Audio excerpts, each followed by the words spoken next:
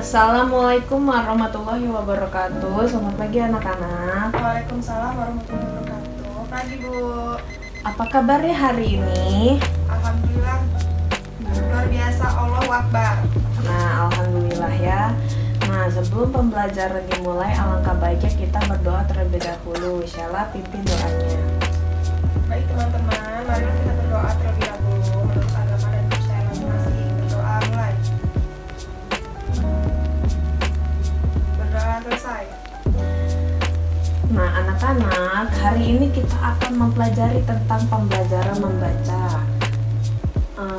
Mata pelajaran bahasa Indonesia.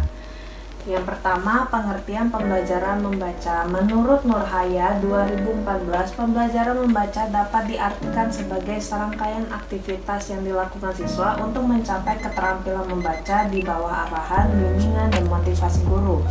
Jadi, pembelajaran membaca adalah proses yang dilakukan oleh peserta didik dalam pembelajaran membaca untuk mengetahui dan memahami isi bacaan serta mengetahui keterampilan membaca di bawah arahan dan bimbingan seorang guru. Di sini ada prinsip pembelajaran membaca. Menurut Abidin 2014 halaman 155 sampai 156, prinsip-prinsip tersebut adalah sebagai berikut. Pembelajaran membaca harus dilakukan dengan tujuan membangun kemampuan membaca anak dan dilakukan secara bertahap. Yang kedua, kemampuan membaca anak tidak dapat dibentuk secara sekaligus, melainkan harus selalu dibentuk secara perlahan. Yang ketiga, pengajaran membaca harus senantiasa dilakukan melalui interaksi antara guru dan kelas. Yang keempat, pembelajaran membaca harus senantiasa ditujukan guna membangun kemampuan anak berinteraksi dengan teks. Yang terakhir, pembelajaran membaca harus dilakukan dengan atmosfer kelas yang kondusif.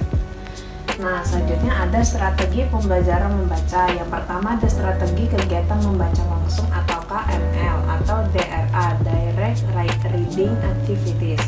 Yang kedua ada strategi SQ3R, Survey, Question, Read, Recite, Review. Yang ketiga ada strategi membaca tanya jawab atau MTJ atau Request Reading Question.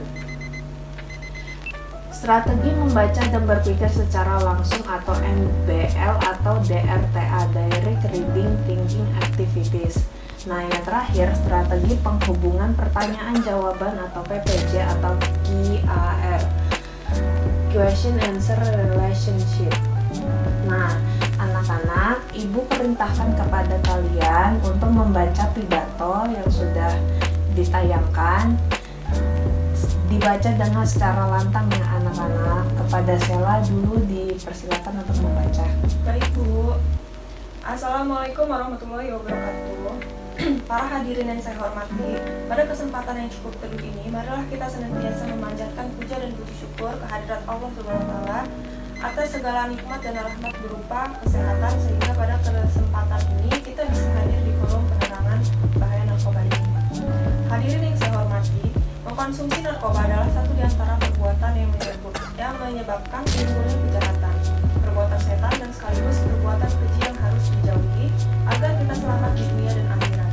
Serta lingkungan masyarakat pun tentram, tidak ada satu kejahatan pun.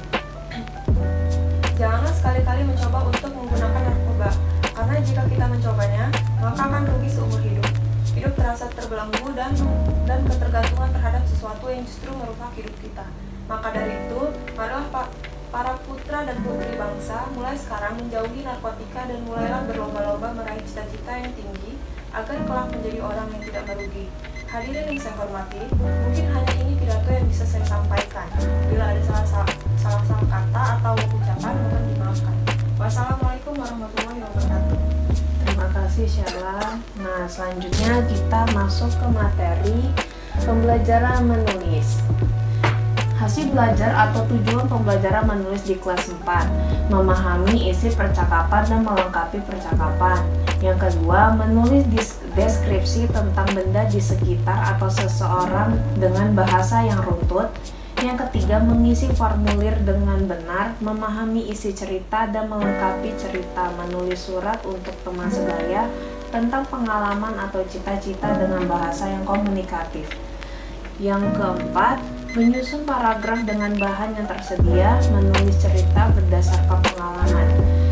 Yang kelima, menulis pengumuman dengan bahasa yang komunikatif, menulis cerita rekaan berdasarkan pengalaman dengan bahasa yang runtut dan menggunakan EYD yang tepat.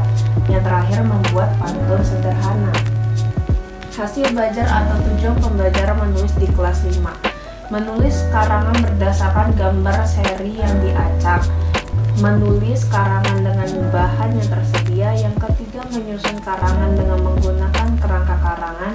Menulis kartu pos dengan benar, menulis surat pribadi untuk berbagai keperluan untuk berbagai tujuan dengan kalimat yang efektif, menyusun laporan melalui tahapan yang benar, menulis secara ringkas isi buku, pengetahuan dari cerita dalam beberapa kalimat dengan kata-kata sendiri, menulis kejadian penting dalam buku harian dengan ragam bahasa yang sesuai, menuangkan ide atau gagasan dalam bentuk poster sederhana dengan bahasa yang komunikatif, menulis pengalaman pribadi dalam bentuk prosa sederhana, yang terakhir menuangkan gagasan dalam bentuk puisi.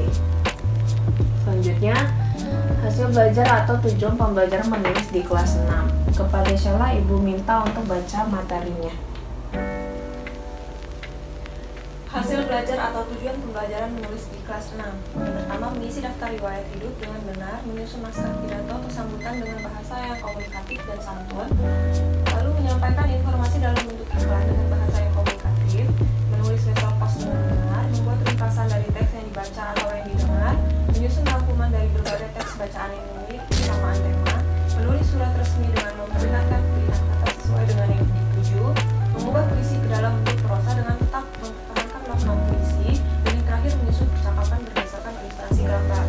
Terima kasih Sheila. Selanjutnya, Ibu perintahkan kepada kalian untuk menulis kata-kata di atas ini ke dalam tegak bersambung, dikumpul. Ibu beri waktu 10 menit. Baik, Bu.